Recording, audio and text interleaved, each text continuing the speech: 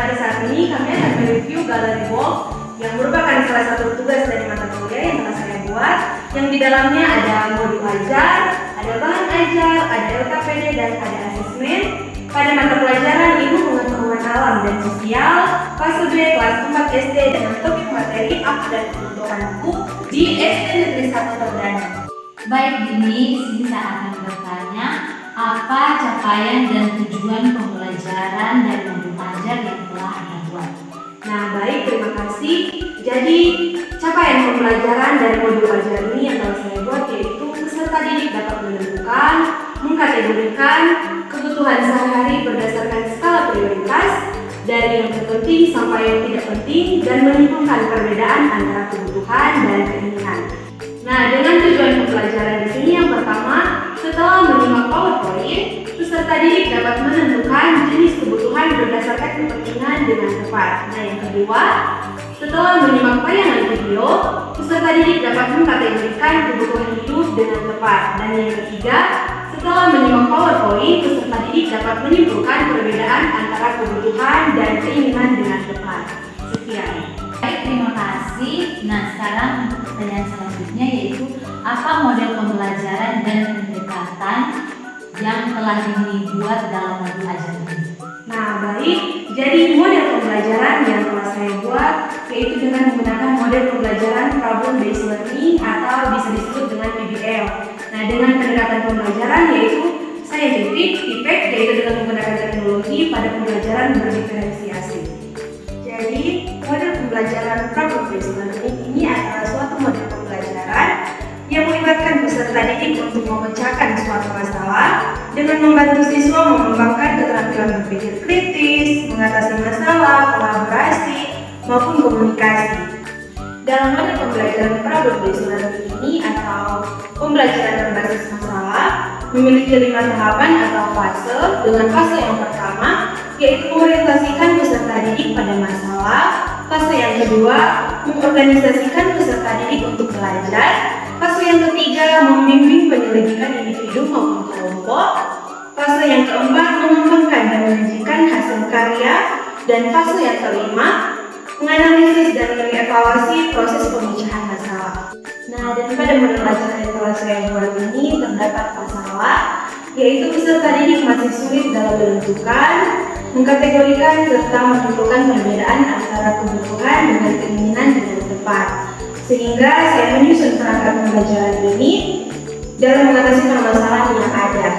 Dan dalam proses pembelajaran ini terdapat 5 fase.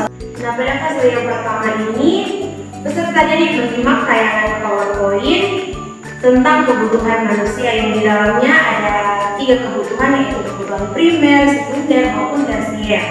Nah, yang kedua peserta didik mendengarkan penjelasan guru mengenai materi yang sedang ditayangkan.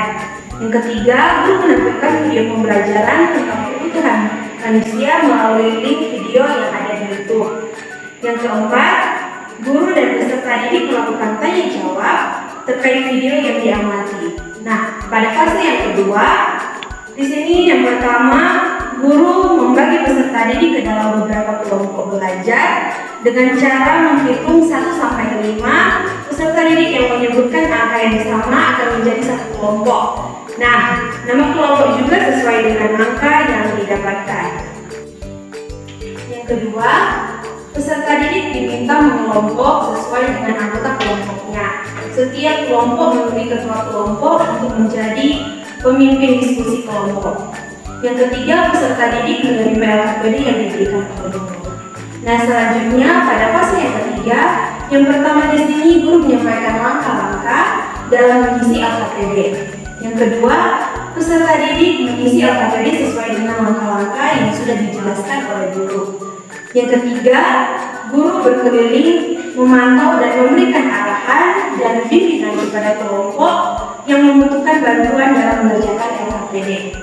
Yang keempat, peserta didik menuliskan hasil diskusi ke dalam lembar LKPD. Nah, selanjutnya pada fase yang keempat, yang pertama di sini peserta didik secara berkelompok bergantian melakukan presentasi di depan kelas. Yang kedua, kelompok yang lain menyimak paparan materi dari kelompok presentasi dan memberikan persepsi atau pertanyaan. Nah, pada fase yang kelima, yang pertama di sini, peserta didik dan guru menyimpulkan hasil dari LKPD yang telah dikerjakan. Yang kedua, peserta didik menyampaikan kendala atau masalah dalam melakukan diskusi. Yang ketiga, guru memberikan apresiasi kepada kelompok-kelompok yang telah presentasi. Yang keempat, peserta didik menerima apresiasi dan penguatan yang diberikan oleh guru atas presentasi yang telah ditampilkan. Sekian. Untuk pertanyaan selanjutnya, asesmen apa yang telah Anda gunakan dalam modul ajar ini? Nah, baik. Jadi asesmen yang saya gunakan dalam modul ajar ini yaitu dengan menggunakan asesmen diagnostik yang terbagi atas dua, yaitu diagnostik kognitif dengan memberikan pertanyaan-pertanyaan pemantik kepada peserta didik dalam mengukur pengetahuan awal peserta didik mengenai materi yang akan saya berikan.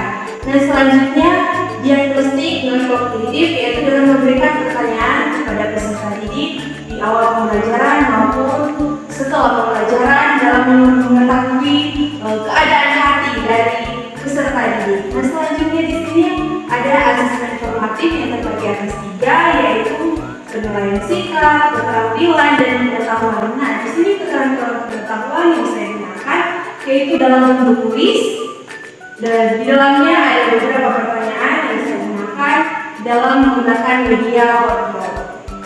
Baik Dini, selanjutnya bagaimana Anda membuat bahan ajar pada modul ini? Nah, baik, bahan ajar yang saya buat di sini ada bahan ajar guru dan peserta didik yang saya peroleh dari berbagai artikel dan juga buku cetak guru dan peserta didik yang ada di sekolah. Nah, selanjutnya dengan media yang saya gunakan dalam modul ajar ini yaitu PowerPoint, video pembelajaran, dan whiteboard. Baik, terima kasih Dini untuk jawabannya. Demikianlah teman-teman untuk review perangkat ajar yang telah dibuat. Saya ucapkan terima kasih kepada Dini yang telah siap untuk mereview perangkat ajarnya. Saya juga menyampaikan terima kasih kepada Jessica yang telah bersama-sama mereview galeri wall perangkat ajar yang telah saya buat. Disampaikan terima kasih kepada Profesor Dr. Kosmas Pengeluaran MSI selaku dosen pengampu mata kuliah Prinsip Pengajaran dan Asesmen 2. Menyampaikan terima kasih kepada guru-guru dan kepala sekolah SMP Negeri 1 Tondano, serta menyampaikan terima kasih kepada teman-teman PPL yang telah membantu saya. Sekian dari kami, terima kasih dan sampai jumpa lagi.